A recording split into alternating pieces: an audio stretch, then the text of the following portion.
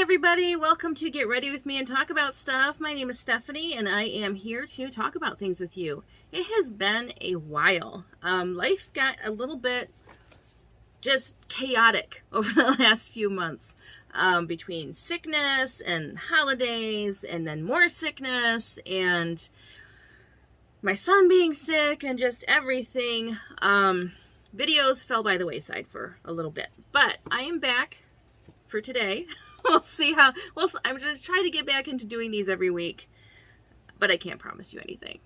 But I'm back for today. How has 2022 been treating you? It has been, as I said, a little bit chaotic here.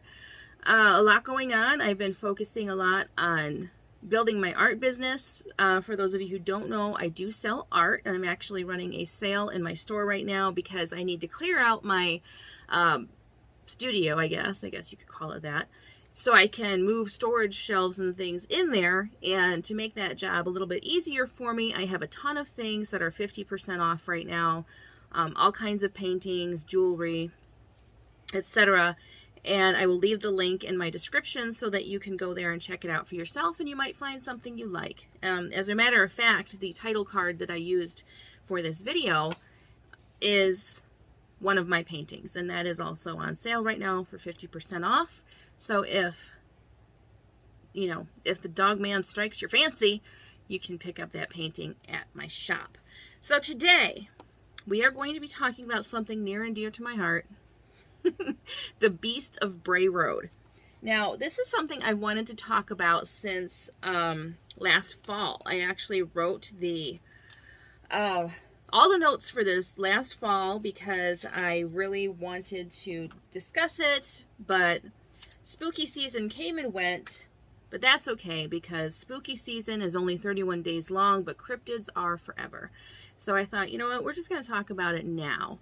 I don't know why the Beast of Bray Road, got my attention so much, but it did, and I'm just going to go with that, and we'll learn together. So, our story today takes us to Elkhorn, Wisconsin, which is a rural farming community. It's not entirely different probably from a lot of the communities around where I live.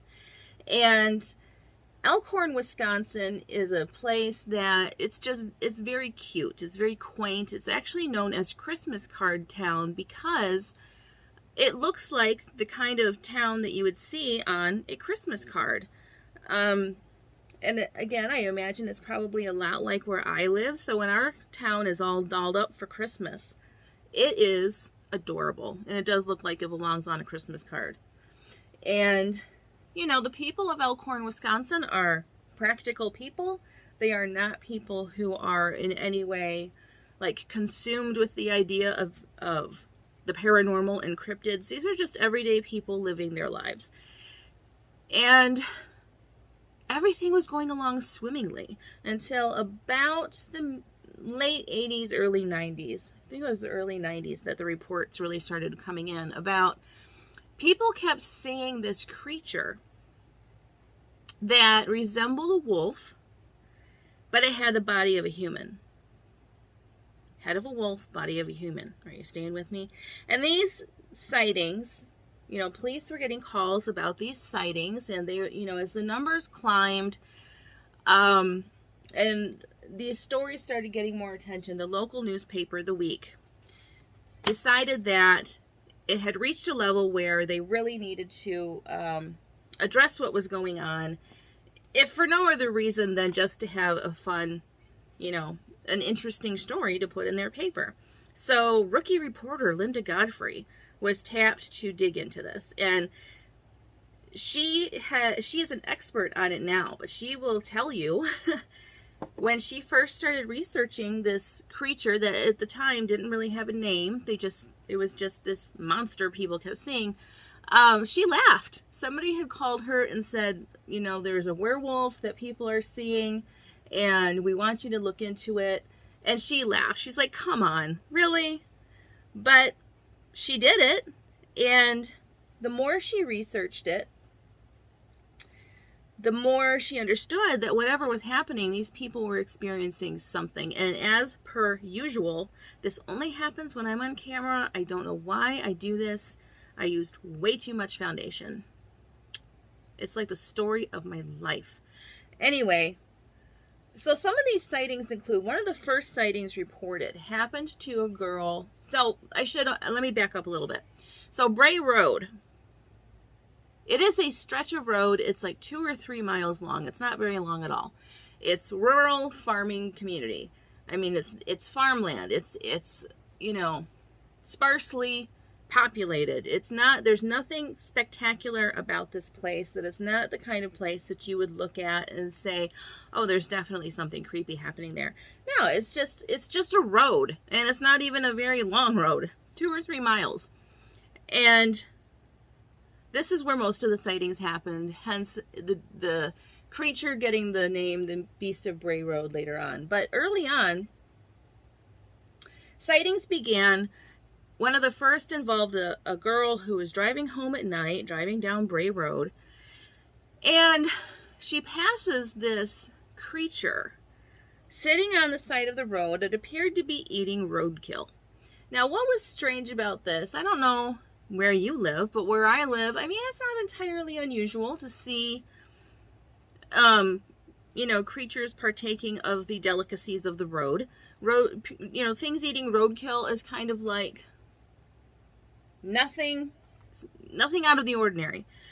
In this instance, what was so strange about this creature, because she looked at it as she drove by, you know, obviously it was something that gave her pause, because she made sure to look at it, trying to figure out what this thing was. She said it had a large head, the head of a wolf, the body of a human, muscular, you know, and its hands, it was holding the roadkill like this. The wrists were turned upward. Now, I don't know if you've ever seen a dog, but they can't do that, okay? Their paws don't rotate like that. So it's holding this roadkill. It's kneeling on the ground, holding the roadkill, appears to be eating it.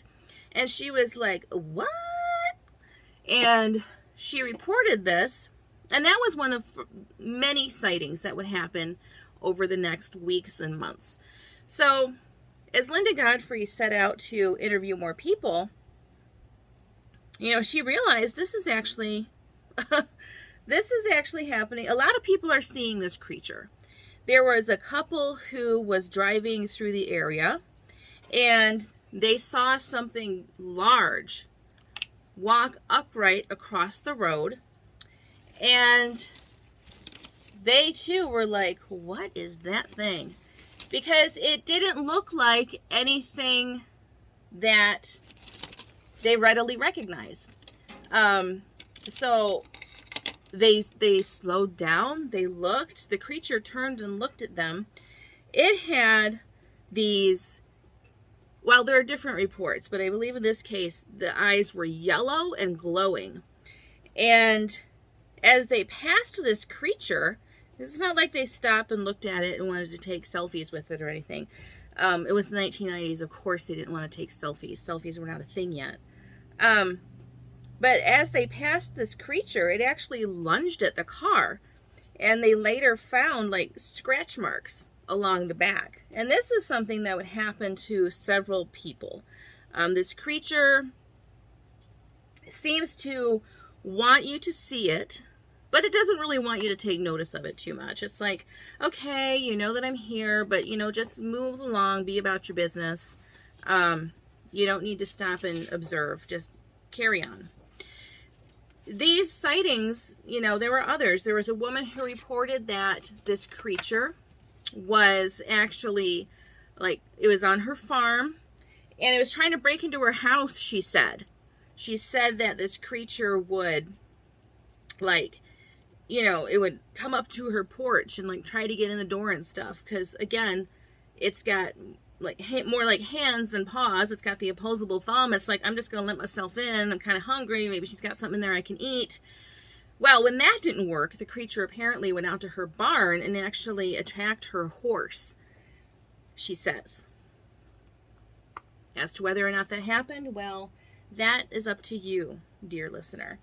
But so these reports came in. Linda Godfrey is interviewing these people, and she interviews one man, who says that these reports, though they are new in terms of, you know, the frequency of them and the attention they're getting, he says these incidents are not a new thing. And he told the story of his, was it his father or his grandfather? I believe it was his grandfather, who worked as a security guard at St. Colette's School for Exceptional Children in 1936. So he was working as a security guard, and he was a night watchman. So what his job was is at night he would patrol the grounds, he would make sure everything is safe and sound, and there are no issues, you know, nobody's trying to pass themselves as an exceptional child when they're not, and so on and so forth. So one night, 1936, this man, now I have it written down as Gene Shackelford. I've also seen him called Mark Shackelford. I probably have information missing somewhere. And quite honestly, my life has been a little too, you know, distracting lately to go back and check if it was Gene or Mark. I suspect Mark is the person who is conveying the story about Gene. Neither here nor there. You can look that up yourself if you're that curious. But so he's, you know, Mr. Shackelford, we'll call him that. So he's patrolling the grounds, and, you know, he goes through the buildings, everything's good, and then he starts, you know, walking the grounds outside. And he gets to this large field area near the school, or part of the school grounds. And in this field, there are these mounds that once upon a time were considered to be, you know, the old trope Indian burial grounds. And we've discussed that on this channel before. I think since it has since been demonstrated, no, that's not what they were at all. They were some sort of ceremonial thing, but they weren't burial mounds. But he gets out there and he notices this creature. He couldn't tell if it was just sitting at the mound or if it had dug into the mound. But what he does notice is, first of all, it's massive. Secondly, it smells horrible. Like, he's several feet away from it and he can still smell it smells like, several people have reported that this creature smells like dirt and sweat and rotting flesh, like kind of all mixed into one thing. And he kind of like, he was just, he's like, I'm out. So he left, you know. I'm trying to recall, let me consult my notes as usual. Let's see. So this creature noticed that it was being watched, okay? This creature stood up and turned and looked at him. Now, when the creature stood up, and I have the name written in here as Shackleman, I apologize.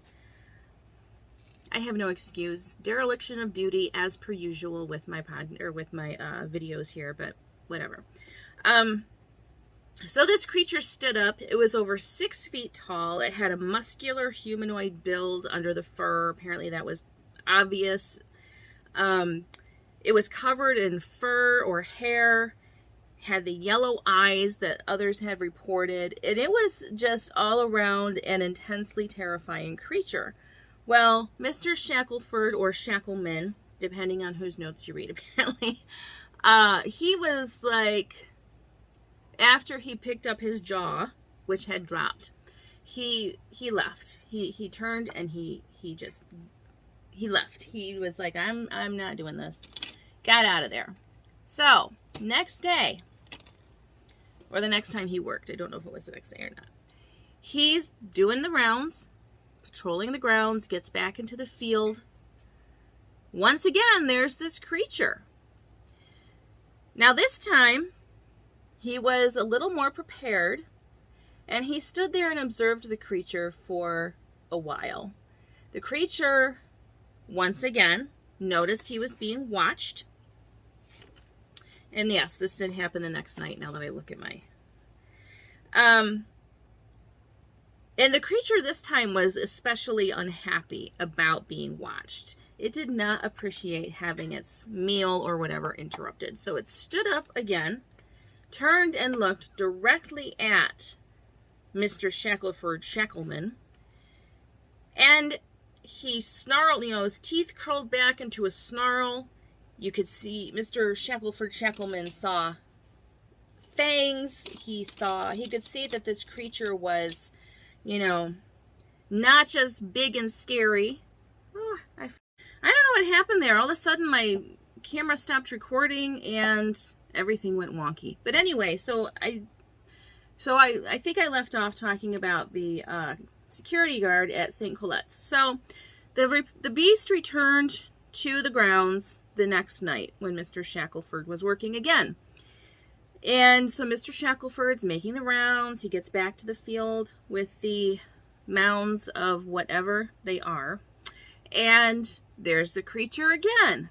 And this time, Mr. Shackelford was feeling a little more brave, so he stood his ground. And this creature, once again, stood up.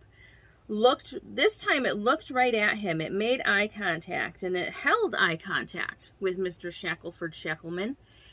And as it's standing there looking at him, dead in the eye, it starts doing this thing. So its lips curl back into a snarl first. And Mr. Shackelford Shackleman can see, okay, this thing has massive fangs. Okay, that's the first thing he saw.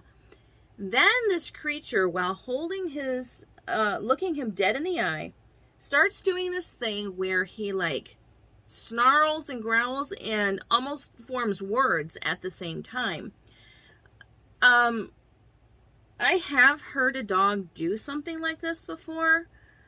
My niece's little dog does that with me sometimes. Not the snarling and growling part, but she'll be making her little dog noises, and it's almost like she's trying to talk at the same time. It's very strange. It's like she has so much to say, but she doesn't speak the same language as me, so she's not really conveying it very well.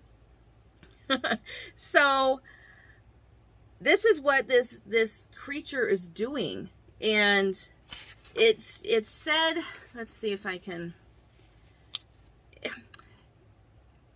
the way that I've heard the language described, it's something like, it sounded like, it was very strange. Like it was trying to make a word, but because it has the mouth of a dog, it couldn't really do that. And then it left. And Mr. Shackelford Shackleman never saw the creature again. But of course, after an event like that, that's not something that you just forget. So he passed that knowledge along to his grandson. And in the decades since that happened, that is, there have been multiple sightings of this creature. But like I said, that is especially picked up in the 80s and 90s. I wanted to touch on a couple other sightings. Okay, so this creature has been seen in daylight as well. It doesn't just reserve its antics for nighttime. What are you doing? Kids, right? Anyway, it doesn't just reserve its antics for nighttime. People have seen this creature during the day. They've seen this creature chasing deer through fields. Mostly, when they see him during the day, he is out trying to, grab himself a little snack. And these sightings have carried on to this day. Now, when Linda Godfrey was, first tapped to look into this story, of course, she was extremely skeptical, okay? As you should be. As we've discussed on this channel, when you're investigating anything that is, paranormal or just something beyond,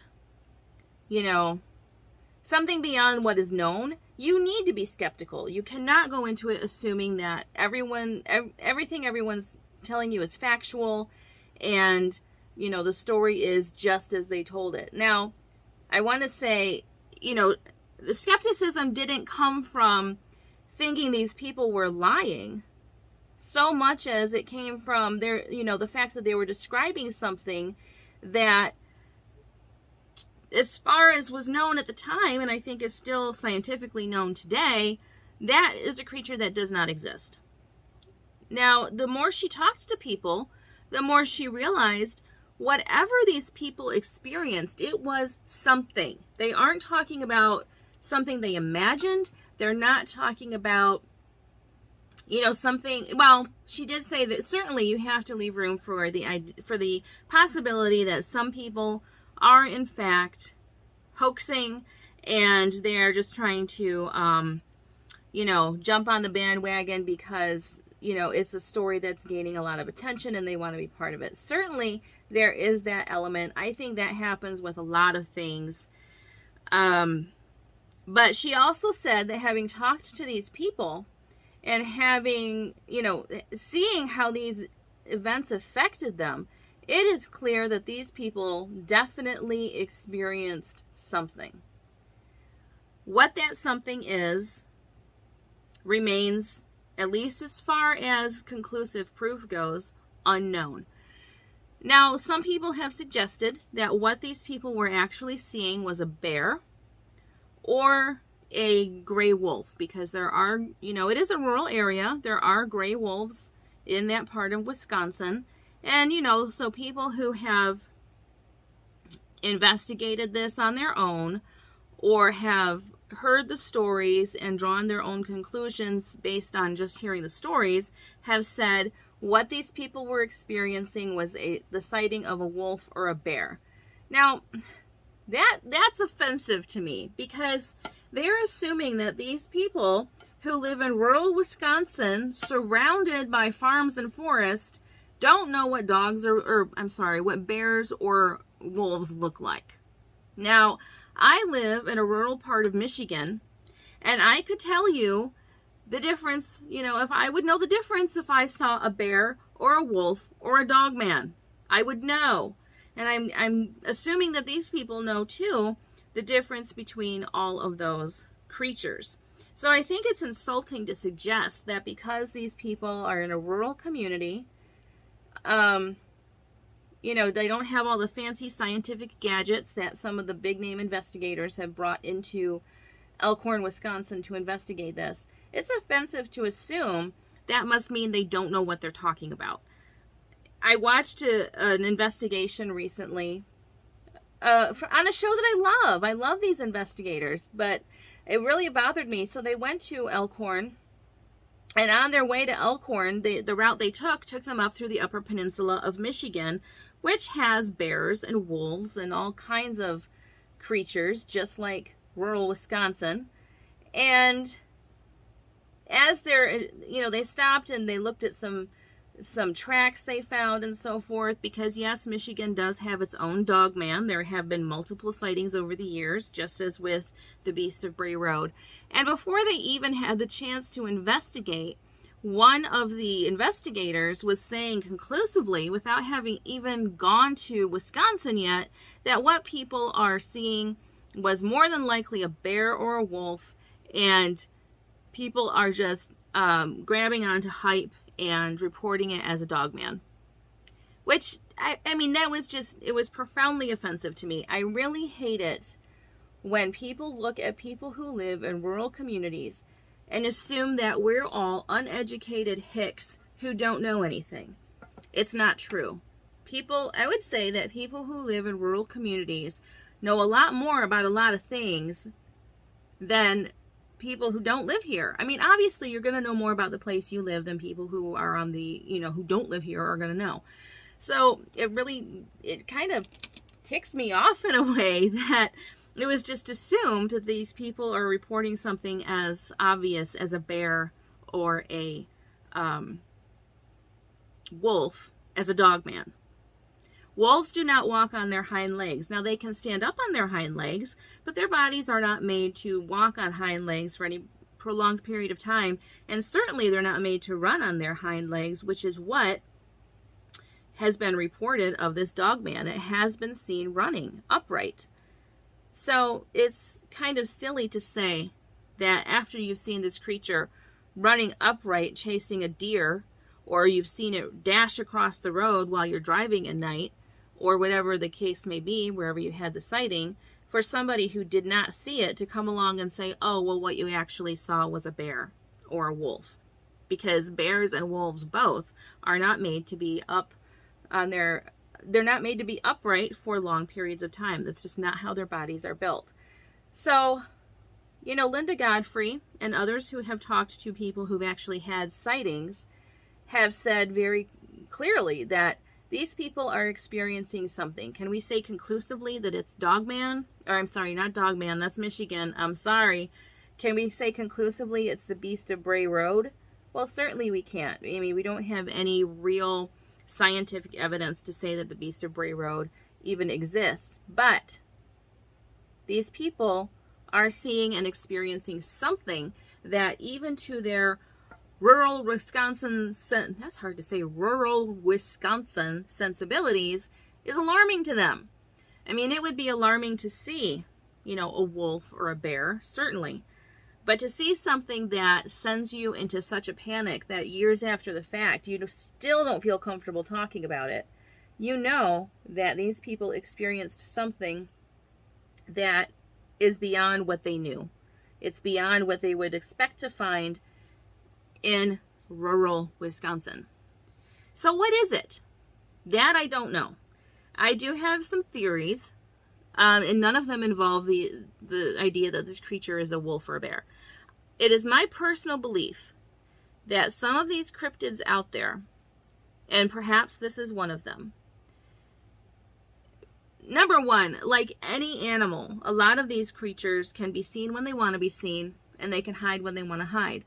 I think what makes Dogman and Beast of Bray Road and creatures of this nature so different is because it's the way that they hide. I am not convinced that all of these creatures are necessarily flesh and blood all the time. I do believe that it's kind of like that idea when you look into the abyss that, you know, eventually it looks back. I think that sometimes, not with all the creatures, but with some of them, we manifest them, however unintentionally, by turning our focus to them. Whatever energy created them, by focusing on them and making them the subject of conversation and investigations and so forth, I think it's entirely possible that we are the ones, maybe not the ones who created them, but certainly the ones who perpetuate their presence. And I also think that some of these creatures have the ability to sort of disappear when they want to. And I don't mean they just run and hide. I mean like they have no more physical manifestation. They're able to hide somehow. That's the only explanation I can think of for a lot of the experiences people have had, not just with the Beast of Bray Road, but with multiple cryptids out there. There are people who have experienced things that, I mean, you know, Linda Godfrey and anyone else who's ever talked to people who have seen these and other cryptids, one common refrain among them is, I know what I saw. And that's important because, as with anything, we don't get to dismiss someone's lived experience. I wasn't there. I don't know what they saw. I don't know what they felt. I don't know what they smelled. I don't know anything other than what they're telling me. And if somebody's telling me I saw something that left me so terrified, I don't even like talking about it, but I'll tell you because, you know, you're someone I trust or whatever. I think that is something that I think it's wrong to try to pick it apart and dismiss it. Be skeptical about it, certainly. But to go into Wisconsin and tell these people who had these terrifying experiences, well, you're just an idiot and you didn't know a bear when you saw one, that is deeply offensive to me, and I think it's the wrong approach entirely. So that is where I stand on that. I'm going to finish this up as per usual. I'm going to do it off camera, and then I'll be right back to wrap this up. So hang tight, go do some research on Gene Shackelman Shackelford, and I will be right back. All right, I am back. Ta-da! Anyway, so that was the Beast of Bray Road, And Linda Godfrey has actually written several books about the Beast of Bray Road and other cryptids, around the country. And, this is what she had to say about it. She says on her website, "There is a high possibility that everyone is not always seeing the same thing. There could be a biological, physical animal seen by some, while others see phantoms or supernatural entities from a variety of sources. A few may be misidentifications or hoaxes." So, weighing all of that together, understanding that people may not be seeing the same thing, understanding that some people are seeing a physical creature where others may not be seeing that, and also understanding that some people are in fact misidentifying what they're seeing, or they didn't see anything and they're just jumping on a bandwagon, it still begs the question, with so many sightings having happened over the years and so many first-hand experiences that people have had, what are they seeing out there? Because they're seeing something. People don't typically, remain terrified for decades after the fact over something that didn't even happen. They saw something. So what do you think it is? I'm very curious to know. If you've had any encounters with, the Beast of Bray Road or Dogman or any other cryptid, and you feel like sharing your story, I, for one, would love to hear it. So you can leave that in comments if you'd like. And going forward, I do want to talk more about, these things because, people do have experiences with things that we assume are not of this world. Yet people are seeing them, people are having encounters with them. Something is happening. And I think it would be wrong to dismiss these people as just being too ignorant and stupid to know what they're looking at. I mean, just because people live in a rural community doesn't mean that they're stupid, and it certainly doesn't mean that their first-hand experiences should be dismissed just because to someone from the outside, it doesn't make sense. So, let me know what you think. If there's a creature you'd like me to talk about, let me know in comments and I will do my thing and we'll talk about it. But I've got some really exciting topics coming up, and I'm going to make a strong effort to be here more frequently. This is my first video of 2022, and that is just ridiculous because it's March already, but life is what it is, right? All right. You have a great day. Take care of yourself. Take care of each other. Be good to yourself. Don't shit on yourself or anyone else, and still practice some caution because, things might seem like they're settling down out there, but having had COVID, just a month or so ago, I can tell you that even a mild case of it can be brutal. Anyway, so take care of you, and I will see you again next time. Bye!